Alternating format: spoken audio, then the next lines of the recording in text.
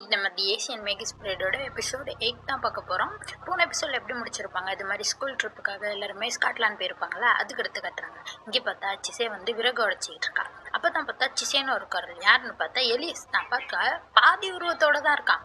ஏன் இப்படி இருக்கான்னா இப்போ தான் காட்டுவாங்க. இவன் வந்து சிசேட்ட கேட்டிருப்பான், நானும் கூட வரேன் ட்ரிப்புக்கு. எப்படின்னா இவன் சொல்லியிருப்பான், உனக்கு தான் காலேஜ் இருக்குல்ல, நீ இப்போ கிளாஸ் எடுக்கணும்ல அப்படிங்கிற மாதிரி சொன்னால், இவன் வந்து நானும் வருவேன் அப்படிங்கிற மாதிரி தான் சொல்கிறான். இப்போ சிசே சொல்கிறான், இது மாதிரி காட்டில் போடுறதுக்கு தனியாக எப்படி வாழ்கிறத கற்றுக்கிறதுக்கு தான் நீ வந்தேன்னா நான் ஒன்ட்டே உதவி கேட்டுக்கிட்டு இருப்பேன் அப்படிங்கிற மாதிரி சொன்னோன்னே இவன் சொல்கிறான், அப்போனா நான் உதவி செய்யாதபடி வரேன் அப்படின்னு சொல்லிட்டு இவன் மூஞ்சி ரெண்டாக பிச்சு, அதாவது ஒரு பகுதியை இவ கூட உதவிக்கு அமுச்சு வைக்கிறான். எந்த உதவியும் செய்ய முடியாது எளிய செலவுக்கு, சும்மா கூடயே இருக்கிறதுக்காக அமுச்சு வைக்கிறான். இப்போ என்னால் எந்த உதவியுமே உனக்கு செய்ய முடியாது, ஆனால் அவன் கூடயே இருப்பேன் அப்படிங்கிற மாதிரி சொல்லியிருப்பான். அத்தான் கட்டுறாங்க. இவனோட இந்த ஒரு பகுதியாக இருந்தால் கூட சிசேக்காக்கா மீனெல்லாம் பிடிச்சி கொடுத்துட்டு இருக்கா. அப்போ தான் பார்க்குறாங்க, சுற்றி நிறைய ஃபேரிஸ் இருக்காங்க, நிறைய ஸ்பிரிட்ஸ் இருக்குது. அதெல்லாம் வந்து சிசே பார்த்துட்டு சொல்லிக்கிட்டு இருக்கா, இவ்வளோ பேர் இருக்காங்களே அப்படிங்கிற மாதிரி. அதே மாதிரி சிசே என்ன சொல்கிறான்னா, இங்கே இருக்கிறதுக்கு எனக்கு அமைதியாக தான் இருக்குது, இருந்தாலும் ஏதோ ஒரு பயமாக இருக்கே அப்படிங்கிற மாதிரி சொல்கிறா. என்ன ஏதோ ஒரு மாதிரி ஃபீல் ஆகுது அப்படிங்கிற மாதிரிலாம் சொல்லிக்கிட்டு இருக்கா. அப்போ தான் லூசி வந்துடுறா. அவள் வந்து கூப்பிட்டு இருக்கா, வா விறகுலாம் எடுத்துட்டியா, வா வந்து நெருப்பு பற்ற வைக்கலாம், கேம்ப் போகலாம் அப்படிங்கிற மாதிரி சொல்கிறா. பேர்ரா சிசேவும் அங்கே போயிட்டு சிசே வந்து நெருப்பு பற்ற வைக்க ட்ரை பண்ணுறா. ஆனால் அவளால் பற்ற வைக்கவே முடியல. லூசி வந்து கரெக்டாக பண்ணிடுறா. சிசே கேட்டுட்டு இருக்கா, நாளைக்கு எனக்கு சொல்லிக்கிடு அப்படிங்கிற மாதிரி. சரின்னு சொல்லிட்டு சிசேயும் சொல்கிறான். லூசியும் ஓகே சொல்லிடுறா. அப்போ தான் வந்து சிசே வந்து நான் போய் தண்ணி எடுத்துக்கிறேன் அப்படின்னு சொல்லிட்டு போகிறான். ரிவருக்கு போய் தண்ணி எடுக்கலான்னு பார்க்குறப்ப அங்கே ஒரு குதிரை நிற்கிது. பார்த்தா அந்த குதிரையோட கால் தண்ணிக்குள்ளே இல்லை, தண்ணி மேலே நிற்கிது. இப்போ பார்த்துட்டு ஐயோ இது வந்து சாதா குதிரை இல்லையே அப்படிங்கிற மாதிரி சொல்கிறப்ப தான் எலியஸ் வந்துடுறான். அவன் வந்து சொல்லிட்டு இருக்கான், இது வந்து கிளப்பி சொல்லப்போனால் இதுங்க வந்து ஒரு ஃபேரி மாதிரி தான். யாரையாச்சும் இப்படி வரவங்க, இந்த வழிபோக்கர்கள், ட்ராவலர்ஸ், ஃபார்மர்ஸ் இது மாதிரி இருக்கவங்கள வந்து மேலே ஏற்றிக்கிட்டு தண்ணிக்குள்ளே கூப்பிட்டு போயிட்டு அவங்கள சாப்பிட்ருமா தண்ணிக்குள்ளே வச்சு அப்படிங்கிற மாதிரி சொல்லிட்டு இருக்கா. பார்த்தா சிசே கையை பிடிச்சி அந்த குதிரை இழுக்குது. அவ சொல்கிறான், நான் மேலே ஏற மாட்டேன் அப்படிங்கிற மாதிரி சொல்லிட்டு அதை தடவி கொடுக்குறா. அது சொல்லிட்டு போகுது, நான் எப்போதும் இந்த ரிவர் பக்கத்தில் தான் இருப்பேன் அப்படிங்கிற மாதிரி சொல்லிட்டு அது பட்டு கிளம்பிடுது. அப்புறம் திரும்பி வந்துடுறா. சிசே வந்துட்டு லூசிகிட்ட சொல்லிக்கிட்டு இருக்கா, இது மாதிரி நீ எங்கேயாச்சும் குதிரை பார்த்தீங்கன்னா அது மேலே ஏறிடாத அப்படிங்கிற மாதிரி சொல்கிறா. சரின்னு சொல்லிட்டு லூசியும் உட்காந்துருக்கா. அப்படியே நைட் ஆயிடுது. ரெண்டு பேருமே தூங்குறாங்க. பார்த்தா வெளில வந்து ஒரு சிரிக்கிற சவுண்டா பேசுகிற சவுண்டா கேட்குது. அப்போ தான் வந்து சிசே பார்த்துட்டு இருக்கா, வெளில கேட்குற சவுண்டெல்லாம் என்னோட கூட படிக்கிறவங்க சவுண்டா, இல்லாட்டி இங்கே இருக்க பாரிஸ்லாம் இருக்காங்கல்ல ஸ்பிரிட்ஸ் எல்லாம், அவங்க சவுண்டானே என்னால் சொல்ல முடியல அப்படிங்கிற மாதிரியே படுத்திருக்கேன். அப்போ தான் பக்கத்தில் ரூத்தும் எலியஸும் வந்து நிற்கிறாங்க. நாங்கள் பக்கத்தில் இருக்கோம், நீ பாதுகாப்பாக தான் இருப்ப அப்படிங்கிற மாதிரி சொல்கிறாங்க. இவ சொல்லியிருக்கா, நான் இதெல்லாமே தனியாக தான் கற்றுக்கணும், இதெல்லாம் எனக்கு ப்ராக்டிஸ்ப்பா அப்படிங்கிற மாதிரி சொன்னால் இவங்க எங்கே கேட்க போகிறாங்க. பக்கத்துலேயே வந்து சிசேக்கு துணையாக படுத்திருக்காங்க. சரின்னு சொல்லிட்டு அப்படியே சிசே தூங்குறா. அப்போ தான் கட்டுறாங்க, தண்ணிக்குள்ளே ஏதோ கருப்பாக எந்திரிக்குது ஒத்த கண்ணோட. அது என்னன்னே தெரில. அப்படியே மறுநாள் விடிஞ்சிருது. சிசே எந்திரிச்சு மூஞ்சி கழுவலான்னு சொல்லிட்டு ரிவர்கிட்ட வரா. அங்கே பார்த்தா பிள்ளைமேலாவும் அங்கே தான் மூஞ்சி கழுவிட்டு இருக்கா. சிசே சொல்கிறா, சீக்கிரம் எந்திரிச்சிட்டீங்க போலையே அப்படிங்கிற மாதிரி. பிள்ளைமேல சொல்கிறா, நான் எப்போதுமே இப்படி தான் சீக்கிரம் எந்திரிச்சிருவேன் அப்படின்னு சொல்லிட்டு நான் போயிட்டு வரேன் அப்படிங்கிற மாதிரி சொல்லிட்டு அவள் பாட்டுக்கு போயிடுறா. அப்போ தான் வந்து சிசை யோசிச்சு பார்க்குறா, அவள் முன்னாடி ஒரு வாசனை பொருள் கொடுத்துருப்பாள்ல பிள்ளை மேலாக்கு, இன்னும் அந்த வாசம் வந்து அவள் மேலே அடிக்குது, அவள் இன்னும் வச்சிருக்கா பிள்ளையே அப்படிங்கிற மாதிரி யோசிச்சுட்டு இருக்கா. அப்போ தான் அங்கே லூசி வந்துடுறா. லூசி வந்துட்டு கேட்குறா, உனக்கு என்ன பிள்ளை மேலே அப்படி ஒரு அக்கறை அப்படிங்கிற மாதிரி சிசிட்ட கேட்குறப்ப அவர் சொல்கிறான், தெரில, நானும் எனக்கு அவளை பற்றி முன்னெல்லாம் தெரியாது தான், ஆனால் அவள் எல்லார்ட்டையுமே நல்லபடியாக பேசினா நல்லாயிருக்கும், பேசவே மாட்டா அப்படிங்கிற மாதிரிலாம் சிசை சொல்கிறா.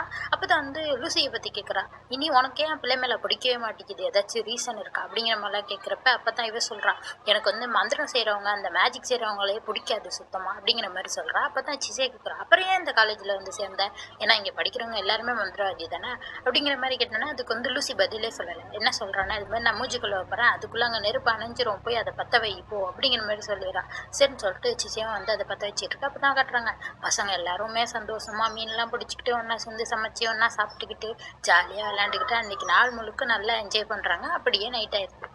அப்படியே சிசே வந்து லூசிகிட்ட சொல்லிட்டு படுத்துருக்கா, நாளைக்கு கிளம்பிடுவோம்ல, சீக்கிரமாக முடிஞ்சிருச்சு ட்ரிப்பு அப்படிங்கிற மாதிரிலாம் சொல்லிகிட்டு இருக்கா. அவள் சொல்லிகிட்டு இருக்கா, போனேன்னே நான் படிக்கணும்ப்பா அப்படிங்கிற மாதிரிலாம் சொல்லிகிட்டு இருக்கா. சரின்னு சொல்லிட்டு அப்படியே நைட்டு தூங்குறாங்க. அப்போ பார்த்தா திடீர்னு வந்து இவன் லூசி எந்திரிக்கிறா பாத்ரூம் போகணும்னு சொல்லிட்டு. சரின்னு சொல்லிட்டு பாத்ரூம் போயிட்டு வரப்போ காட்டினா காட்டுக்குள்ளே தானே போயிட்டு வரணும். போயிட்டு வரப்போ பார்த்தா திருப்பி அந்த புக்கு பிறல்றதை காட்டுறாங்க. இந்த புக்கு ரொம்ப முக்கியம் பார்த்துக்கோங்க. இந்த புக்கு பிறண்டுட்டு இருக்கு. டக்குன்னு வந்து நம்ம சிசேக்கு முழிப்பு வந்துடுது, ஏதோ சென்ஸ் ஆகிட்டு. அதே மாதிரி தான் இவனு முழிச்சுக்கிட்டான் எலியஸும், ஏதோ ஒரு தப்பாக இருக்க மாதிரி இருக்கே அப்படிங்கிற மாதிரி சொல்லிட்டு பக்கத்தில் லூசி பார்த்தா லூசியை காணோம். அப்போ தான் லூசின்னு தேடிட்டு இருக்கப்போ தான் நம்ம ரூத் சொல்கிறான், இது மாதிரி அவள் இப்போ தான் போனா பார்த்தேன், கொஞ்ச நேரம் ஆகிட்டு அவள் போய் அப்படிங்கிற மாதிரி சொன்னோன்னே சரின்னு சொல்லிட்டு சிசேவும் எலியஸும் தேடி ஓடுறாங்க. எங்கே இருக்க லூசின்னு சொல்லிட்டு போய் பார்த்தா ஏதோ ஒரு இடத்துல மயங்கி கிடக்குறான். அப்போ தான் எலிய சொல்கிறான், இவளோட மேஜிக் பவரை யாரோ உறிஞ்சிருக்காங்க. சாதா மக்களுக்கு எப்படி லைஃப் ரொம்ப முக்கியமோ அதே மாதிரி இவங்களுக்கெல்லாம் மேஜிக் ரொம்ப முக்கியமா. அது உறிஞ்சிட்டு அவங்க செத்து கூட போகலாம்.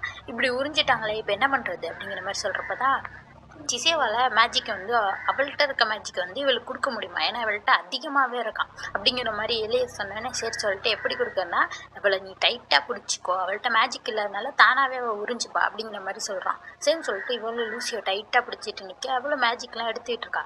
அப்போ தான் நம்மளுக்கு காட்டுறாங்க அவங்களுக்கு பின்னாடி இவ்வளோ பெருசுக்கு ஹைட்டாக ஒன்று நின்று இவங்களே பார்த்துக்கிட்டு இருக்கு. இதுதான் ஃபஸ்ட்டு தண்ணிக்குள்ளேருந்து எந்திரிச்சிருக்கும். சரி வந்து ரூத் கிட்ட சொல்லிட்டு இருக்கா, நீ போய் டீச்சரை கூட்டிகிட்டு வா இதெல்லாம் சொல்லி அப்படிங்கிற மாதிரி சொல்கிறா. அப்போ தான் அந்த மான்ஸ்டர் நிற்கிதோ ஜிசேக்கு தெரிஞ்சிருது.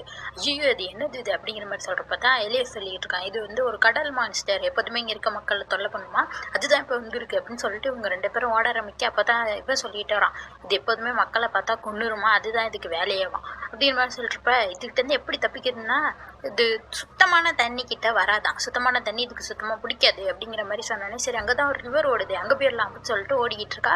அப்போ தான் இங்கே காட்டுறாங்க டீச்சர் வந்து என்ன ஏதோ சரியில்லைன்னு சொல்லிட்டு அவர் இங்கே கிளம்பி போயிடுறாரு. இங்கே பார்த்தா ரேயான், ஐசக்கு, அப்புறம் ஜோயி இவங்க 3 பேரும் தான் முழிச்சிருக்காங்களா. இவங்க 3 பேரையும் ரூத் கூட்டிகிட்டு இங்கே வந்துடுறான் சிசை கிட்ட. அப்போ தான் வந்து அவங்களும் வந்தோடனே சிசை சொல்லிக்கிட்டு இருக்கா, ஓடுங்க ஓடுங்க அந்த மான்ஸ்டர் வருது பாருங்கன்னு சொல்லிட்டு அது இவங்களை துரத்திக்கிட்டே ஓடி வந்துக்கிட்டு இருக்கு அது முடியெல்லாம் வச்சு. அப்போ தான் என்ன ஆகுதுன்னா ஜோயி தடிக்கு கீழே விழுந்து அவன் இயர்மோஸ் வந்து கீழே விழுந்துரும். அதனால அவன் முடியெல்லாம் பாம்பா மாதிரி எப்படியே படம் எடுத்து நிற்க அதை பார்த்து அந்த மான்ஸ்டர் பயந்து போய் நிற்கிது. சூப்பராக பண்ணடா அப்படின்ற மாதிரி ஐசக் பேசிக்கிட்டு இருக்கப்பயே ஜோயி அப்படியே மயங்கி விழுந்துடுறான். அவ்வளோதான் அந்த மான்ஸ்டர் வந்து அது வாயிலேருந்து ஒரு விஷ புகையை விட இவங்க எல்லாரும் வேகமாக ஓடுறாங்க. சிசே வந்து ஓடிட்டு இருக்கா அந்த லூசியை வேற கையில் வச்சுக்கிட்டு. எல்லாருமே ஓடிட்டு அந்த ரிவரை தாண்டி அந்த பக்கம் போய் நின்றுறாங்க. இப்போ இந்த ரிவரை பார்த்தானே அது பயந்து போய் அங்கேயே நின்றுக்குது. அப்போ தான் சிசே வந்து எலியஸ்ட்டு கேட்டுட்டு இருக்கா, இப்போ நம்ம என்ன பண்ணுறது அப்படிங்கிற மாதிரி. எலிய சொல்கிறான், இப்போ இருக்க நிலைமையில என்னால் எந்த உதவியுமே பண்ண முடியாது, ஏன்னா இவனுக்கு பவர் இல்லைல்ல இப்போ அப்படிங்கிற மாதிரி சொல்கிறான். சரி அந்த குதிரை நம்மளுக்கு உதவி செய்யுமா, நேற்று பார்த்தாங்கள ஒரு ஃபேரி குதிரை, அது உதவி செய்யுமா அப்படிங்கிற மாதிரி இவ கேட்குறா. அதுக்கு எலிய சொல்கிறான், தெரில ஆனால் அது வேகமாக ஓடும் அப்படின்ற மாதிரி சொல்லிட்டு இவன் தான் தண்ணிக்குள்ளேருந்து அந்த குதிரையை கூப்பிட்றான். நாங்கள் உங்களை கெஞ்சி கேட்குறோம் எங்களுக்காக வெள்ளவா வெள்ளவா அப்படின்னு சொன்னோன்னே அந்த குதிரை வந்துட்டு என்ன என் மேலே சவாரி போகணுமா அப்படிங்கிற மாதிரி கேட்டுட்டு இருக்கு.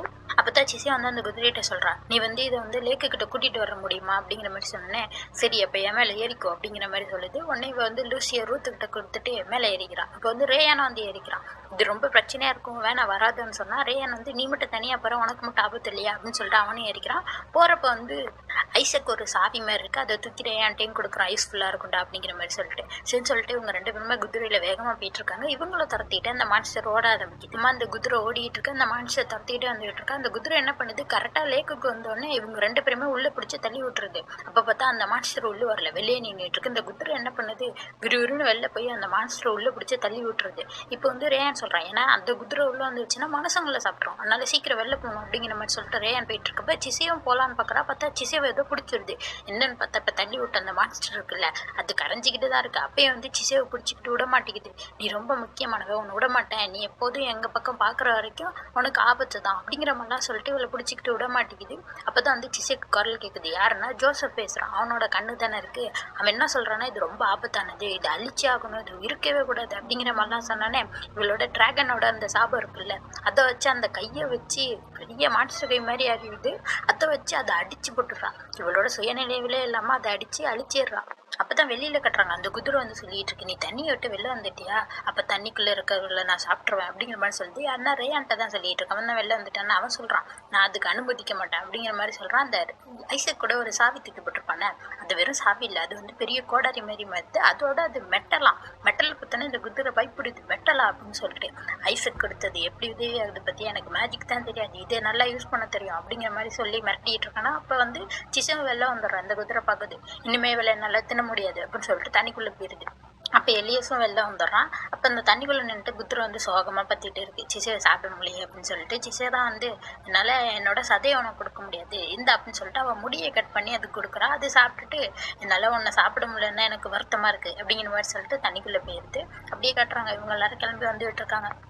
அதோட வந்து சிசை வந்து அந்த மான்ஸ்டரை கொன்னால அது வந்து இவ சுயநினைவிலே இல்லாமல் தானே பண்ணா, எப்படி அது நடந்துச்சு, நான் இப்படி பண்ண மாட்டேனே, இப்படி பண்ணிட்டேனே, அப்படி பண்ணலாட்டியும் இவ செத்து போயிருப்பா, இருந்தாலும் அப்படி பண்ணிட்டாலேங்கிற ஒரு வருத்தத்தோடய வந்துகிட்டு இருக்கா. அப்போ தான் வந்து ரேயான் கேட்டுட்டு இருக்கான், அப்போ தான் ரேயான் கேட்டுட்டு இருக்கான், ஏன் ஒரு மாதிரி இருக்க அப்படிங்கிற மாதிரி, ஏன் அப்படிங்கிற மாதிரி கேட்குறப்ப இந்த மாதிரி மூஞ்ச நான் பார்த்துருக்கேன் அப்படிங்கிற மாதிரி சொல்கிறான். இவனுக்கு நடந்த ஒரு விஷயத்த சொல்கிறான். இவன் வந்து வாஷ் ஸ்பெஷல் வந்து கை கழுவிட்டு இருப்பான். இது மாதிரி தான் சோகமாக அந்த கண்ணாடில் அவன் மூஞ்ச பார்த்துட்டு இருப்பான். அதை பற்றி தான் கேட்டுட்டு இருக்கான். உடனே இவன் இப்போ தான் சிசு சொல்கிறான், எனக்கே தெரில என்ன பண்ண போறேன்னு சொல்லிட்டு அப்படிங்கிற மாதிரி சொல்கிறான். அப்படியே பேசிகிட்டே அவங்க 2 பேருமே டீச்சர்ட்டு வந்துடுறாங்க. அதோட இந்த எபிசோட் முடியுது. அடுத்த எபிசோட் பார்க்கணும்னா மறக்காம சேனலை சப்ஸ்கிரைப் பண்ணிக்கோங்க. பை.